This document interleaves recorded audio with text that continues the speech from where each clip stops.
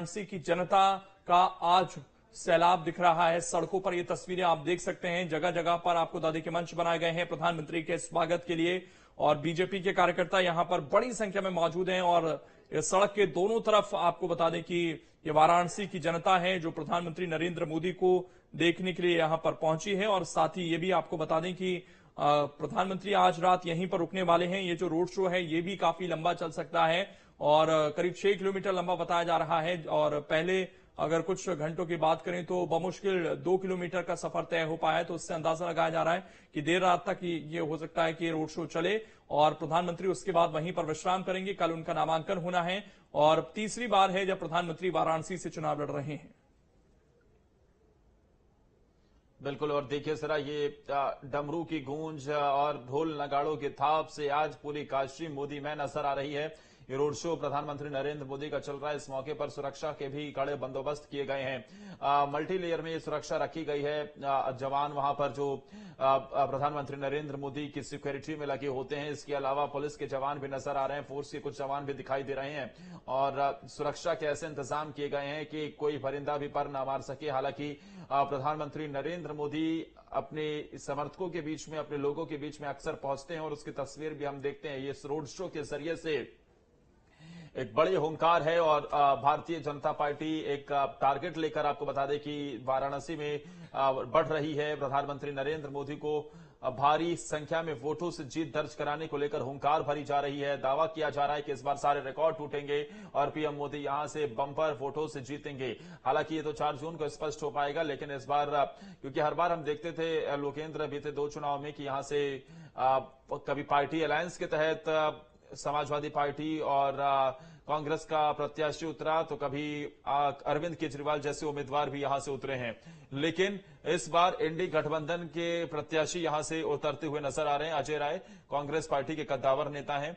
हालांकि अजय राय इससे पहले चुनावी मैदान में प्रधानमंत्री नरेंद्र मोदी से हार का सामना भी कर चुके हैं। पिछले चुनाव में बात की जाए तो यहां पर दूसरे नंबर पर शालिनी यादव रही थी और उस वक्त भी अजय राय की तरफ से जब चुनावी मैदान में उतार ठोक रहे थे तो उन्हें हार का सामना पहले भी करना पड़ा है और एक बार फिर से वो चुनावी मैदान में। हालांकि कांग्रेस के अपने दावे हैं तो दूसरी तरफ प्रधानमंत्री नरेंद्र मोदी को जिस तरीके से जन समर्थन मिल रहा है उसकी ये तस्वीर आप देख रहे हैं। बिल्कुल, वो 2019 के आंकड़े भी हम दिखा रहे हैं। नरेंद्र मोदी वर्सेस शालिनी यादव का मुकाबला था और लगभग 5 लाख वोटों से हराया था। नरेंद्र मोदी को 6,74,664 वोट मिले थे।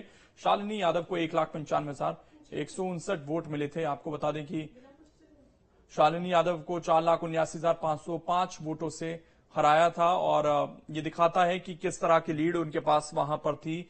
और 2014 में जो मुकाबला था उस समय अरविंद केजरीवाल भी वहां पर मुकाबले में नजर आए थे और उनको भी बड़ी हार का सामना करना पड़ा था। तब आम आदमी पार्टी का उदय हो रहा था उस समय और 2013 में वो जरूर चीफ मिनिस्टर बने थे, लेकिन उसके बाद 28 दिन बाद उन्होंने इस्तीफा दे दिया था और सीधे वो नरेंद्र मोदी से वाराणसी में लोहा लेने के लिए पहुंचे थे। अपनी पार्टी के लगभग सभी सीटों पर उम्मीदवार उतारे थे।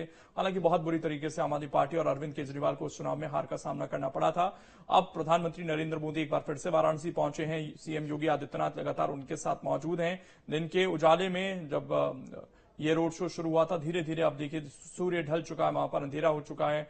मोबाइल की टॉर्च है वहां पर जो दिखाई दे रही हैं और इसके अलावा रोशनी से इस वक्त वाराणसी की सड़कें नहाई हुई नजर आ रही हैं। जगह जगह पर फूलों की बारिश प्रधानमंत्री पर होती हुई दिख रही है। 2014 में जब नरेंद्र मोदी वहां से चुनाव लड़े थे वाराणसी से तो उस वक्त अरविंद केजरीवाल भी वाराणसी के लिए नए थे और प्रधानमंत्री नरेंद्र मोदी भी वाराणसी के लिए नए थे, क्योंकि इससे पहले वो गुजरात से कई बार के मुख्यमंत्री रहे। वहां पर लंबे अरसे से उन्होंने सत्ता संभाली, लेकिन गुजरात से वाराणसी आकर चुनाव लड़ना, क्योंकि कहा जाता है कि खासतौर पर उत्तर प्रदेश का पूर्वी इलाका पूर्वांचल जो है वो देश को कई प्रधानमंत्री दे चुका है और ऐसे में प्रधानमंत्री नरेंद्र मोदी भी वाराणसी से जीतकर लोकसभा पहुंचे और देश के प्रधानमंत्री बने। उस वक्त भी हालांकि अरविंद केजरीवाल को करीब 3 लाख वोट मिले थे, लेकिन प्रधानमंत्री नरेंद्र मोदी के सामने वो टिक ना सके और उसके बाद तो दूसरे चुनाव में यानी 2019 में ये जीत का मार्जिन और ज्यादा बढ़ता हुआ नजर आया।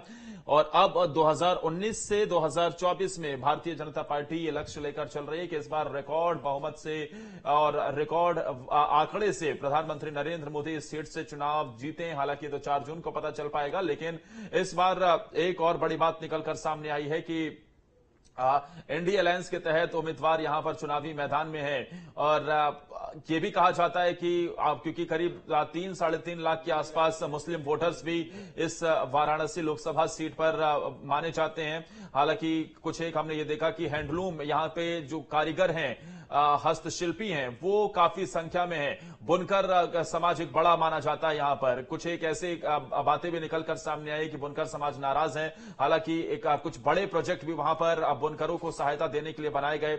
इसके अलावा काशी का कायाकल्प अगर आपको देखना है, कैसे 10 सालों में किसी शहर, किसी एक इलाके का परिवर्तन होता है, कैसे वो विकास की राह पर तेजी से आगे बढ़ता है, तो आप काशी को एक एग्जाम्पल के तौर पर सेट कर सकते हैं लोकेंद्र। क्योंकि हमने देखा कि तंग गलियां काशी की हुआ करती थी, उन गलियों का चौड़ीकरण हुआ। इसके अलावा ये कहा गया कि काशी विश्वनाथ बाबा, काशी विश्वनाथ एक बंद हुए कुछ जगह में ही थे, लेकिन उसके बाद वो पूरा कॉरिडोर के जरिए से इलाका बड़ा होता हुआ नजर आया और वहां पर आसानी से सुगम दर्शन भी हर किसी की हो सके। आज वो तस्वीरें भी देखने को मिलती हैं। काशी में हर साल पर्यटकों की बढ़ती हुई संख्या ये दिखा रही है कि आज काशी के प्रति लोगों का कैसा उत्साह बढ़ा। इसके अलावा तारों का जंजाल चारों तरफ देखने को मिलता था। एक बड़ा काम यह भी हुआ कि इन सभी तारों को अंडरग्राउंड करने का काम हुआ।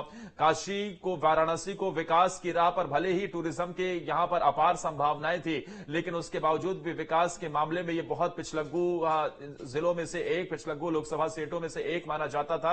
और पूर्वांचल की वो बेल्ट ही खासतौर पर विकास के मामले में काफी पीछे मानी जाती थी। लेकिन एक तरफ मोदी, दूसरी तरफ योगी, और दोनों ने जब एक साथ आकर काशी की कायाकल्प करने का मोर्चा संभाला तो उसकी तस्वीर हमें यह दिखाई दी कि आज वाराणसी की तस्वीरें, वाराणसी की सड़कें देखिए, आपको चौड़ी सड़कें नजर आएंगी, जगह जगह स्ट्रीट लाइटें भव्य तरीके से लगाई गई हैं। रोजगार के साधन वहां पर बढ़े हैं। जो लोग पहले, क्योंकि पर्यटन के जरिए से ही यहां पर अब रोजगार के साधन बहुत ज्यादा बढ़ते हुए नजर आए हैं। इसके अलावा काशी की सड़कों का कायाकल्प हुआ है और इस बुनकरों के लिए भी खास तरीके की व्यवस्था की गई है। ऑडिटोरियम की बात करें तो यहां पर वर्ल्ड क्लास ऑडिटोरियम बनाया गया है और तमाम फैसिलिटीज इस वक्त काशी में नजर आती हैं। और अब विकास की राह पर कैसे काशी को आगे बढ़ाया जाए, घाटों के पूरी तरीके से उन्हें यह कहें कि पुनर्जीवित करने का लोकेंद्र काम किया गया। क्योंकि हमने देखा है कि जब पहले काशी हम जाया करते थे तो उस वक्त कच्चे घाट हुआ करते थे, लेकिन अब आप जाइए तो आपको सारे पक्के घाट मिलेंगे